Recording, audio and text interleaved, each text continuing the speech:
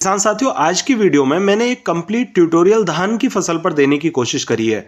आप यहां पर ये देखना कि यहां हर एक किस्म का आपको सॉल्यूशन मिलेगा।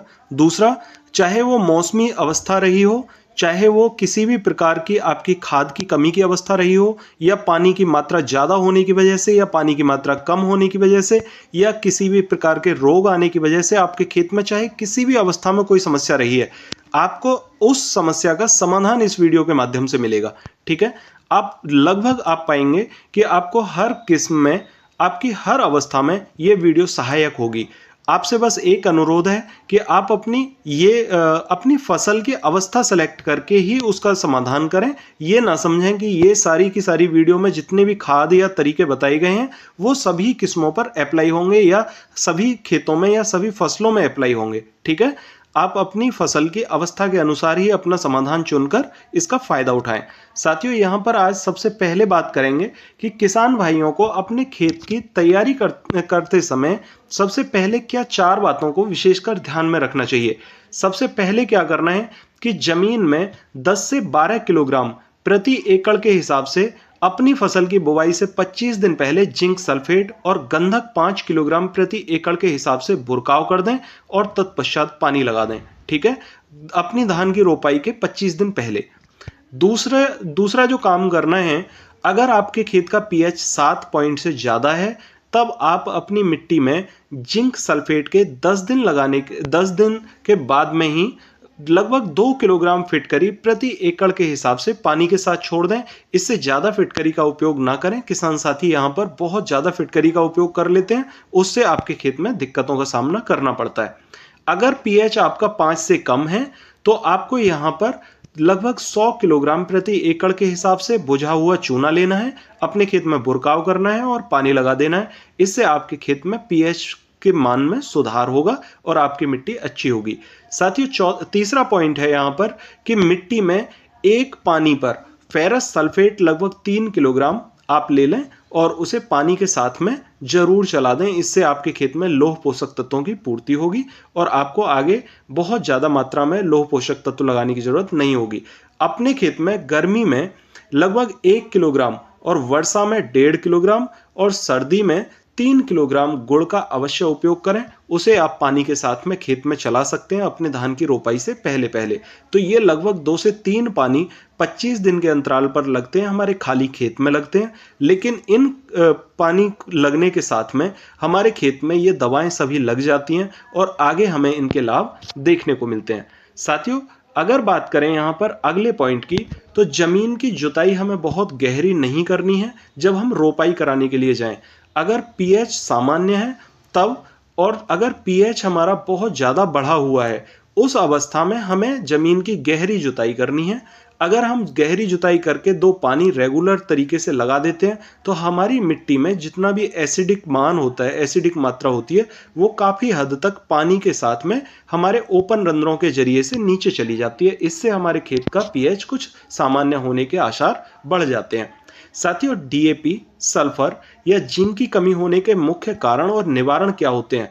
साथियों, जब हैवी वर्षा होती है, आपने देखा होगा आपका खेत अगर ऊंचा नीचा है तो जहां पर ठेक होती है, मतलब जहां पर ऊंची मिट्टी होती है, उस पर धान की फसल कम ग्रोथ करती है। ऐसा क्यों होता है, कभी सोचा आपने? नहीं, उस पर इसलिए ग्रोथ कम होती है क्योंकि जब बूंदें पड़ती हैं ऊंची मिट्टी में तो वहां से डीएपी के जितने भी तत्व होते हैं वो बहकर नीचे चले जाते हैं और नीचे जाने पर जितना भी जिंक और सल्फर होता है वो भी उसके साथ बह जाता है। और जब बहकर नीचे जाता है तो जिंक, सल्फर और डीएपी तीनों आपस में रिएक्ट करते हैं, क्रिया करते हैं और तीनों ही खत्म हो जाते हैं। डीएपी जिंक को अपनी मात्रा पौधे को उपलब्ध नहीं होने देता। ठीक है, ये सबसे बड़ी समस्या हमारे उन खेतों में देखने को मिलती है जो खेत ऊंचे नीचे होते हैं और ये प्रैक्टिकल बात मैं आपको बता रहा हूं यहाँ पर। किसान साथियों, अगर देखा जाए तो हमें अपने खेतों से पानी बाहर नहीं जाने देना चाहिए। इसके जरिए से हमारे खेत के बहुत सारे पोषक तत्व तो बाहर चले जाते हैं। लेकिन अगर मजबूरी बस पानी बाहर निकल भी जाता है तो फिर हमें यहाँ पर पोषक तत्वों का ध्यान देना चाहिए। साथियों, अब हमें जानना होगा कि फसल में स्ट्रेस क्या होता है। हम बहुत सारे टॉनिक्स लाकर अपनी फसलों में लगा देते हैं। हम बहुत सारे पीजीआर प्लांट ग्रोथ रेगुलेटर लाकर लगा देते हैं, प्लांट ग्रोथ इनहिबिटर लाकर लगा देते हैं, लेकिन हमें पता ही नहीं होता कि ये है क्या, क्यों लाकर लगाना है और इसको किस अवस्था में किस फसल में यूज करना है और क्यों करना है। साथियों, सबसे पहले बात करता हूं कि स्ट्रेस क्या है। आपने देखा होगा जब हम फरवरी में नर्सरी डालते हैं तो नर्सरी बहुत मुश्किल से उग के ऊपर आती है, धान की नर्सरी, पता है ना क्यों? क्योंकि पाले का इफेक्ट ज्यादा होता है, पौधे पर स्ट्रेस रहता है पाले का, तो ये इसे बोलते हैं स्ट्रेस। गर्मी के मौसम में धान तेजी से ग्रोथ नहीं करता, क्यों? पत्ते पर गर्मी का स्ट्रेस रहता है, ठीक है, समस्या रहती है। बहुत ज्यादा बरसात हैवी हो जाए, पानी नीचे भर रहा हो, उस अवस्था में पौधा ग्रोथ नहीं करता, क्यों? क्योंकि पौधे को वहां पर नीचे पानी पूरा ब्लॉक कर देता है और ऊपर से ना तो नाइट्रोजन पौधे को मिल पाती है और ना ही वो पोषक तत्व तो जड़ों के जरिए से एब्जॉर्ब कर पाता है, तो पौधा स्ट्रेस में आ जाता है, इसलिए ग्रोथ नहीं करता। ये बात आप समझें। अगर समझेंगे तभी पीजीआर और पीजीआई और टॉनिक्स का अच्छे से इस्तेमाल कर पाएंगे। साथियों, अगर हमारे बहुत ज़्यादा टेम्परेचर पर एक साथ अचानक बारिश हो जाती है और ज़्यादा मात्रा में बारिश हो जाती है तो भी पौधा स्ट्रेस में आ जाता है और बहुत सारे रोग वहाँ पर पौधे को कवर कर लेते हैं, ये भी स्ट्रेस का कारण होता है। जब हमारी फसलें थोड़ा लेट लगाई जाती हैं तो गर्मी बढ़ने के साथ में जब सर्दियों में पौधा चला जाता है तो सर्दियों में फसल अच्छे से नहीं पकती, ये भी स्ट्रेस का कारण होता है। स्ट्रेस को आप समझेंगे तो आप यहाँ पर पीजीआर का बहुत अच्छे से इस्तेमाल कर पाएंगे। इन बातों को समझो और यहाँ पर पॉइंट टू पॉइंट मैं आपको बताने जा रहा हूँ कि हमें क्या करना चाहिए। जब हम अपनी नर्सरी बुवाई के लिए जाते हैं और सर्दियों में नर्सरी की बुवाई करते हैं, उस समय पर हमें अपने पौधों को गुड़ से या फिर कॉपर ऑक्सीक्लोराइड से बचाना चाहिए। कैसे बचाते हैं? गुड़ का या तो हम अपनी फसल पर स्प्रे कर दें, गुड़ से हमारे पौधे में जो पाले का असर होता है वो कम रहता है, या फिर हम कॉपर ऑक्सीक्लोराइड का स्प्रे कर दें, उससे भी पाले का असर कम होता है, तो स्ट्रेस से पौधा बच जाता है। तेज गर्मी और बहुत ज़्यादा धूप अगर पड़ रही है और फसल आपकी ग्रोथ नहीं कर रही है, आप यकीन मानिए वहाँ गर्मी का स्ट्रेस है, आप मात्र 600 ग्राम प्रति एकड़ के हिसाब से यूरिया घोलिए पानी में और एक टंकी में स्प्रे बना के और उसका स्प्रे कर दीजिए, आपके पौधे से गर्मी का स्ट्रेस हट जाएगा, ठीक है। अगला पॉइंट है कि गर्मी से वर्षा में या बहुत ज़्यादा वर्षा होने पर क्या करें। जब गर्मी से वर्षा में पौधा जाता है तो वहाँ पर बहुत सारे रोग अटैक कर देते हैं, चाहे वो फंगस के हों, चाहे वो कीट लगे हुए हों। तो अगर कीट के अटैक हैं यहाँ पर तो आपको यहाँ पर कीटनाशक से नियंत्रण करना होगा, और अगर फंगस के अटैक हैं तो आपको यहाँ कॉपर ऑक्सीक्लोराइड से ही इस फंगस को रोकना होगा, क्योंकि ये हैवी फंगस होती है और कॉपर ही इसमें कामयाब रहता है। साथियों, अगर बात करें कि गर्मी से सर्दी में जब पौधा जा रहा है तो वो वहाँ पर अच्छे से पकता नहीं है, बालियाँ समय से नहीं निकलती हैं और बालियों में भी लेट होता है, इसलिए हमें सर्दियाँ आने से 15 दिन पहले अपनी फसल पर 0050 का एक स्प्रे कर देना चाहिए। इससे हमारे पौधे स्ट्रेस से बाहर निकल जाते हैं, ठीक है। आपको यहाँ बहुत ज़्यादा किसी टॉनिक की ज़रूरत नहीं होती, आप इन चीज़ों से अपनी फसल को एडजस्ट करें, आप यहाँ पर खर्चों से बचेंगे। आप जब पौधा आपका ग्रोथ नहीं करता तो आप लाके टॉनिक लगा देते हैं, टॉनिक लगाने के बजाय ये देखें कि हमारी फसल में स्ट्रेस किस चीज़ का है, किसकी वजह से हमारा पौधा रुक रहा है, ठीक है। आप ये बात समझ पा रहे होंगे। अब बात करते हैं अगले पॉइंट की। अगले पॉइंट में जानेंगे कि धान में खासकर किस चीज़ का स्ट्रेस हमें देखने को मिलता है। तो खरपतवार नाशक का स्ट्रेस बहुत बड़ा होता है। हम कोई भी खरपतवार नाशक लाकर 1 एकड़ की डोज को 5 बीघा में 4 बीघा में लगा देते हैं और हमारा पौधा स्ट्रेस में चला जाता है। उससे क्या होता है पता है? हमारे पौधे की ग्रोथ रुक जाती है और ग्रोथ रुकने की वजह से पौधा स्ट्रेस में चला जाता है। आप कहते हैं कि पौधा जान ही नहीं लगा रहा है, क्या करें? अब बहुत सारे किसान साथी यहाँ पर कुछ भी लगा देते हैं, कुछ भी ना लगाएं। यहाँ पर बहुत सारे किसान साथी कुछ भी लाकर लगा देते हैं, तो कुछ भी लाकर ना लगाएं। यहाँ पर आप 250 ग्राम कॉपर ऑक्सीक्लोराइड लें और लगभग 250 ml वैलिडामाइसिन को मिक्स करके अपने खेत में स्प्रे कर दें। आप यकीन मानिए जहाँ पौधा रुका हुआ है वहीं से फुटाव लेकर चल देगा और वहीं से आपके पौधे में ग्रोथ बहुत अच्छी देखने को मिलेगी। इसका कारण क्या होता है कि यहाँ कॉपर काम करता है। क्यों? क्योंकि जब हम खरपतवार नाशक का स्प्रे करते हैं तो हमारे पौधे में फंगस के स्पॉट आ जाते हैं और वो फंगस के स्पॉट झुलसा में कन्वर्ट हो जाते हैं और झुलसा को खत्म करने के लिए कॉपर सबसे अच्छी दवा है। और वैलिडामाइसिन मिक्स होने के बाद में झुलसा वाले पौधे में अगर 1 इंची भी आपका पौधा हरा है तो उसमें भी फुटाव आ जाएगा। इस चीज़ की 100% गारंटी है, ठीक है। तो आपको यहाँ कॉपर ऑक्सीक्लोराइड और वेलिडामाइसिन का स्प्रे करना चाहिए जब खरपतवार नाशक का इफेक्ट हो। सबसे बड़ा जो स्ट्रेस पौधे के ऊपर रहता है वो रहता है वेजिटेटिव ग्रोथ से रिप्रोडक्टिव ग्रोथ की तरफ बदलने का दबाव रहता है पौधे के ऊपर। जब पौधा अपनी पूरी वनस्पतिक अवस्था पार कर लेता है, ठीक है, उस अवस्था के बाद में पौधे में फूल और फल की समस्या आती है, ठीक। तो इससे पौधे को भी दबाव रहता है। इस अवस्था में हमें इन चीज़ों को ये देखना चाहिए कि अगर हमारा पौधा लंबा बढ़ता ही जा रहा है, उसमें फूल नहीं बन रहा है, फलियां नहीं आ रही हैं, तो हमें क्या करना चाहिए? हमें उस पौधे की ग्रोथ को रोक देना है, ठीक है। पौधे की लंबाई को रोकेंगे तभी उसमें फूल और फल बनते दिखाई देंगे। इस अवस्था में हमें यहाँ पर टबोली का उपयोग करना चाहिए। टबोली एक बहुत अच्छा प्लांट ग्रोथ रेगुलेटर है और इसमें सबसे बढ़िया खास बात क्या है कि ये फंगीसाइड की तरह भी काम करता है। यानी जब हम प्लांट की ग्रोथ को रोकते हैं तो पौधे में फंगस के स्पॉट आते हैं। उन फंगस के स्पॉट को रोकने के लिए यहाँ टबोली बहुत अच्छा काम करता है क्योंकि ये फंगीसाइड भी है, ठीक है। और इसमें पैक्लोब्यूटाजोल 40% होता है, तो ये बहुत ज़्यादा फूल भी बनाता है और फलियाँ भी बहुत ज़्यादा बनाता है। साथियों, मैंने एक ऑब्जर्वेशन और भी किया है कि यहाँ पर एफएमसी कंपनी के कोप्रीमा के भी बहुत अच्छे रिजल्ट देखने को मिले हैं जहाँ तक कि फूल और फलियों की बात है, ठीक है। बहुत ज़बरदस्त रिजल्ट उसके मिले हैं। साथियों, अगर बात करूँ मैं कि पौधे को बहुत ज़्यादा गहराई में अगर टीम लगा देती है हमारी, तो भी पौधे पर स्ट्रेस रहता है। जब हमारी लेबर को अनुभव ना हो तो उस समय पर पौधे को थोड़ा नीचे लगाते चले जाते हैं, जिसकी वजह से पौधे के तने में दबाव आ जाता है बहुत ज़्यादा मिट्टी का। इसकी वजह से भी पौधे को स्ट्रेस रहता है और उससे उभारने के लिए हमें मात्र 600 ग्राम प्रति एकड़ के हिसाब से यूरिया का स्प्रे करना चाहिए। उससे पौधे को थोड़ी सी एनर्जी मिलती है, बूस्ट मिलता है, ठीक है। ये चीज़ आप समझ पाए होंगे कि स्ट्रेस की वजह से क्या समस्याएं आती हैं और हमें कौन कौन से पीजीआर वगैरह लगाने चाहिए या टॉनिक लगाने चाहिए। हमें खासकर ज़रूरत नहीं पड़ती अगर हम सही तरीके से ट्रीटमेंट अपने खेतों का कर रहे हैं। साथियों, सबसे पहले बात करेंगे कि अगर धान की दूसरी फसल आप लगा रहे हैं तब क्या करें। यानी धान की आपने एक फसल ले ली और दूसरी फसल आप लगा रहे हैं जुताई करने के बाद में, तो क्या करना है। तो साथियों, पहले अगर पुआल आपने खेत में जुतवाई है तो पुआल की जुताई करते समय आप अच्छे से उसे एक तो गला दें और दूसरा, जब भी आप रोपाई कराएं तो पौधे में पहले 15 दिन बहुत ज़्यादा उभार देखने को आपको नहीं मिलेगा, ठीक है। इसके लिए ज़्यादा नाइट्रोजन की ज़रूरत होती है क्योंकि पहली पुआल को अच्छे से गलाना भी होता है, ठीक है। और पोषक तत्व भी पौधे को नहीं मिल पाते, इस वजह से पौधे में थोड़ा सा दबाव रहता है, स्ट्रेस रहता है। इससे बचाने के लिए हमें थोड़ी सी नाइट्रोजन हमें पहले ही घोल में डाल देनी चाहिए। इससे हमारे पौधे को थोड़ा अच्छा उभार देखने को मिलता है और उससे थोड़ा सा स्ट्रेस कम रहता है, पोषक तत्व वो हल्के हल्के लेके ऊपर बढ़ता रहता है।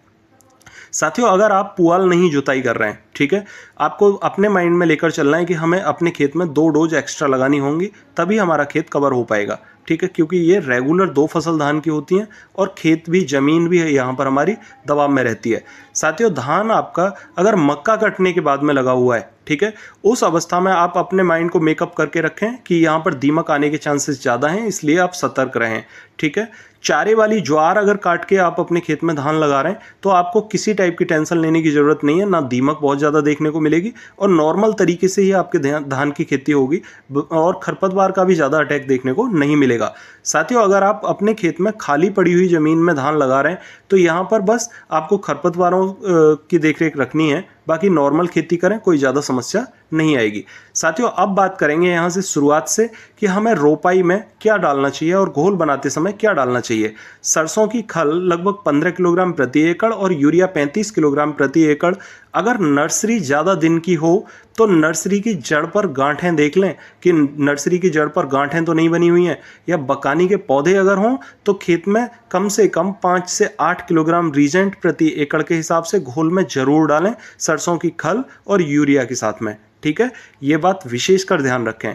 3 दिन पर आपको खरपतवार नाशक जो भी दवा है आप वो लगा दें और पेटिला क्लोर आप लगाना चाहते हैं तो 1.5 लीटर प्रति एकड़ के हिसाब से लगभग 72 घंटे के अंदर छिड़काव कर सकते हैं। 12 दिन पर आपको पहली डोज लगानी होगी जो कि बासमती धान की बड़ी बढ़ने वाली किस्में हैं उनमें। 35 किलोग्राम यूरिया आपको लेना है, 10 किलोग्राम हरा कसिस ले लें, 1 किलोग्राम ह्यूमिक एसिड और दोबारा धान की रोपाई वाले खेतों में आप यहाँ पर सुहागा 1 किलोग्राम जरूर डालें। सुहागा यहाँ पर आपके खेत में बहुत ज़बरदस्त काम करेगा, आप एक बार यूज़ करके देखना, बहुत अच्छे रिजल्ट आएंगे। साथियों, 15 से 18 दिन पर दोबारा रोपाई वाले धान में या मक्का की कटाई के बाद वाले खेतों में अगर आपने रीजेंट पहले नहीं डाली है तो यहाँ पर थोड़ा सा अलर्ट होने की ज़रूरत है। क्यों? क्योंकि यहाँ दीमक की शिकायत बनेगी, बकानी की शिकायत बन सकती है, हल्की सूंडी भी आ सकती है और पौधे की ग्रोथ भी रुक सकती है, फुटाव भी हो सकता है, कम देखने को मिले। और अगर ये सिचुएशन देखने को मिलती है तो आपको यहाँ फिप्रोनिल 5% लेना है और इसकी 250 ml क्वांटिटी लेनी है। 250 ग्राम थाइमोथॉक्सम इसके साथ मिक्स करना है और तुरंत एक स्प्रे कर देना है। इससे आपके ये सारी समस्याएं एक बार में खत्म हो सकती हैं 15 से 18 दिन पर मात्र। ठीक है। दूसरी डोज आपको 24 दिन पर लगानी होगी। इसमें आपको यूरिया लगभग 35 किलोग्राम प्रति एकड़ लेना है।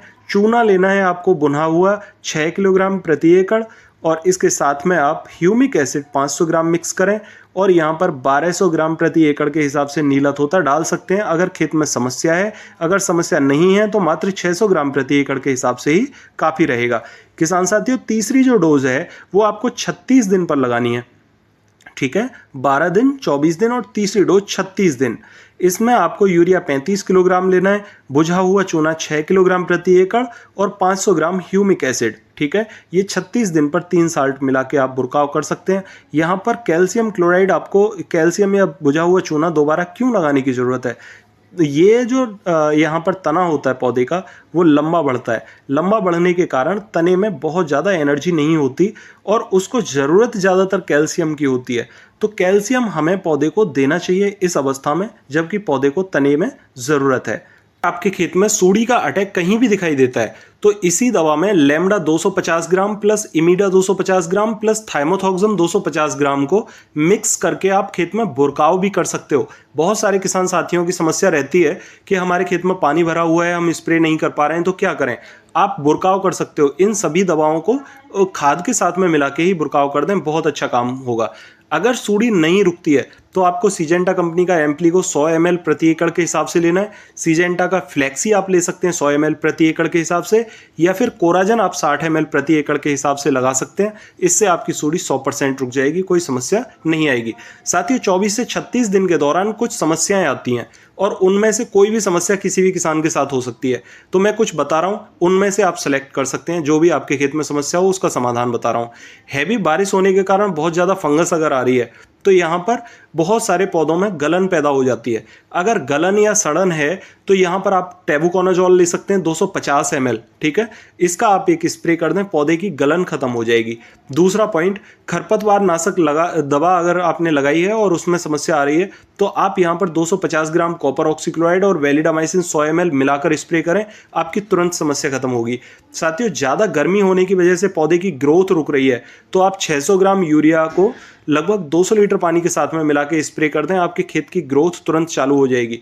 साथियों, खेत में अगर बकानी आ रही है तो 250 ml फिप्रोनिल को 200 लीटर पानी के साथ मिलाकर स्प्रे कर दें, आपके खेत से बकानी खत्म हो जाएगी अगर फिप्रोनिल पहले नहीं यूज़ किया है। ठीक है, अगर आपके खेत में पानी भर रहा है तो आप यहाँ पर रीजेंट का इस्तेमाल भी कर सकते हैं। 5 से 8 किलोग्राम प्रति एकड़ के हिसाब से यूरिया खाद मिला के आप बुरकाव कर दें, आपके खेत से बकानी 100% खत्म हो जाएगी। साथियों, 60 दिन पर आप DAP लगभग 4 किलोग्राम प्रति एकड़ लेंगे और 3 किलोग्राम चूना, ठीक है, चूने का पानी आप मिक्स करेंगे, कम से कम 10 से 15 लीटर पानी, और उसके साथ मिला के आप ड्रम के जरिए से पानी के साथ छोड़ दें।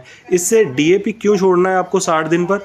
यहाँ पर अगर आप चूना और DAP दोनों मिला के छोड़ देते हैं तो पौधे के तने में लंबाई कम बढ़ती है और पौधे की तने की मोटाई ज़्यादा हो जाती है, या पौधे का तना मजबूत ज़्यादा रहता है, जिसकी वजह से बालियाँ भी मजबूत निकलती हैं, दाने भी मजबूत निकलते हैं।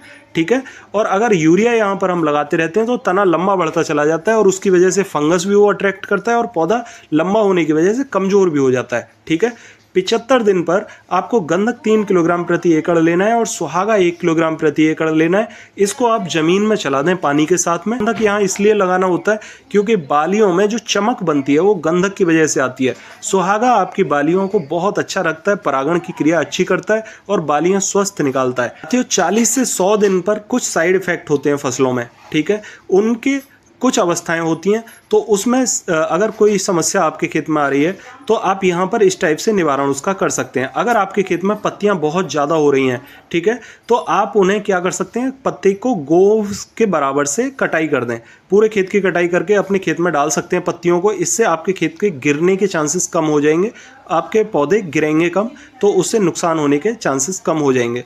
साथियों, अगर मानो फंगस का अटैक आपको देखने को मिल रहा है कहीं भी, हल्का फुल्का भी झुलसा अगर है, तो आप वहां पर कॉपर ऑक्सीक्लोराइड और प्लस वैलिडामाइसिन मिलाकर लगाने से बिल्कुल ना झिझकें, तुरंत स्प्रे करें। इससे आपको बहुत अच्छे रिजल्ट देखने को मिलेंगे। साथियों, आशा करता हूं आप इस टाइप से अपनी खेती में बहुत अच्छे रिजल्ट ले पाएंगे। धान की फसल की किन्हीं भी किस्मों में आप इसका अच्छा रिजल्ट ले पाएंगे। अगर फिर भी आपको कोई समस्या आती है, कोई क्वेरी रहती है, तो आप कमेंट बॉक्स में ज़रूर पूछिएगा, मैं आपको रिप्लाई देने की कोशिश करूंगा। साथियों, अगर आपको लगता है कि ये दूसरे साथियों के लिए महत्वपूर्ण हो सकता है वीडियो, तो उनको शेयर ज़रूर करें ताकि वो भी इसका लाभ उठा सकें। और अगर चैनल पर नए आए हैं तो चैनल को सब्सक्राइब ज़रूर कर लें ताकि नई वीडियो का नोटिफिकेशन आपको सबसे पहले मिल सके। तो मिलते हैं फिर अगली वीडियो में, तब तक के लिए नमस्कार।